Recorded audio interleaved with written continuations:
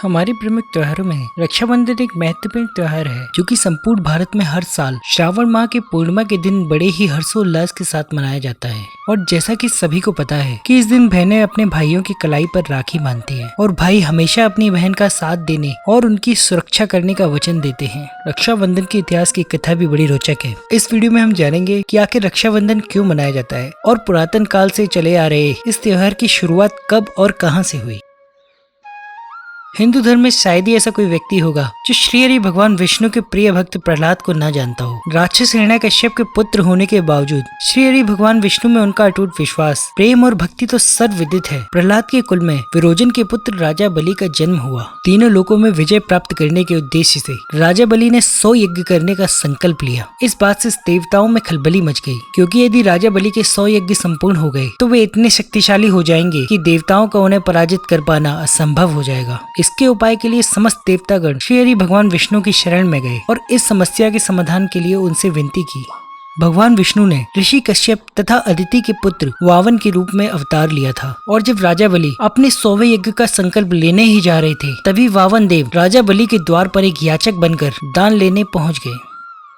राक्षसों के गुरु शुक्राचार्य जी उन्हें देखते ही पहचान गए कि ये तो स्वयं विष्णु है।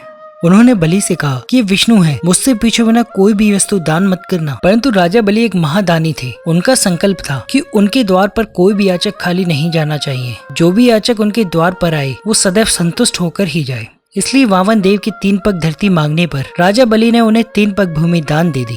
तभी वावन देव ने अपना विराट रूप कर अपने 2 पग में ही राजा बलि का संपूर्ण राज्य नाप लिया। एक पग में संपूर्ण भूमंडल और दूसरे पग में स्वर्गलोक। और जब तीसरे पग के लिए राजा के पास कुछ न बचा तो अपने वचन को पूरा करने हेतु राजा बलि ने तीसरा पग उनके सिर पर रखवा लिया। इस प्रकार उनकी दानवीरता और भक्ति को देखकर भगवान विष्णु अति प्रसन्न हुए और उन्होंने राजा बलि को पाताल में रसातल का कलयुग के अंत तक राजा बनने का वरदान दे दिया। तभी राजा बलि ने भगवान विष्णु से एक वरदान और मांगा कि हे भगवान, यदि आप मुझे पाताल लोक का राजा बना ही रहे हैं तो मुझे वरदान दीजिए कि मेरा साम्राज्य शत्रुओं के प्रपंच से सदैव बचा रहे और आप मेरे साथ रहें। अपने भक्त के इस अनुरोध को भगवान विष्णु मना न कर सके और उन्होंने राजा बलि के निवास में रहने का संकल्प ले लिया। पाताल में राजा बलि के राज्य में भगवान विष्णु सशरीर उपस्थित रहे उनकी रक्षा करने लगे।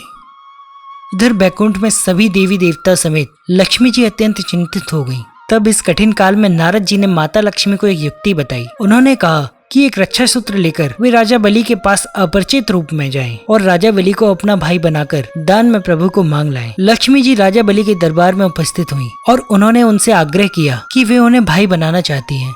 राजन ने उनका प्रस्ताव सहर्ष स्वीकार कर लिया और लक्ष्मी जी ने राजन की रक्षा हेतु उनकी कलाई पर एक रक्षा सूत्र बांधकर उन्हें अपना भाई बना लिया। भेंट स्वरूप राजन ने कहा कि बहन, अपनी इच्छा के अनुरूप कुछ भी हमसे मांग लो। लक्ष्मी जी ने कहा, भैया आप मुझे अपना ये रक्षक दे दें। राजन घबरा गए। उन्होंने कहा कि मेरा ये प्रहरी तो मुझे सर्वाधिक प्रिय है, इसे देने से पूर्व तो मैं अपने प्राण त्यागना अधिक पसंद करूंगा। तब लक्ष्मी जी ने अपना परिचय दिया और उन्हें बताया कि मैं आपके उसी प्रहरी की पत्नी हूँ। अब राजन धर्म संकट में पड़ गए थे कि जिन्हें उन्होंने बहन माना है उसके सुख सौभाग्य और गृहस्थी की रक्षा करना भी उन्हीं का दायित्व है। यदि वो बहन की ओर देखें तो अपने प्राणों से भी प्रिय अपने इष्ट का साथ छोड़ना पड़ेगा।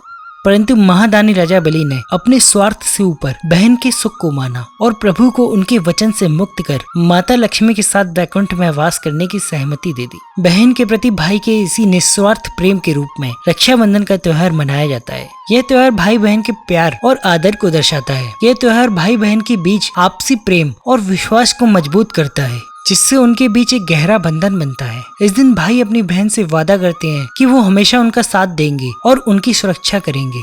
भाई बहन के इस प्यार और विश्वास भरे रिश्ते को बढ़ावा देने के लिए रक्षाबंधन एक अनमोल और प्रिय त्योहार है। वीडियो अच्छा लगा तो वीडियो को लाइक अवश्य करें और ऐसे ही वीडियोज पाने के लिए चैनल को सब्सक्राइब अवश्य कर लें। यदि आपके कोई सुझाव हो तो हमें कमेंट बॉक्स में अवश्य बताएं।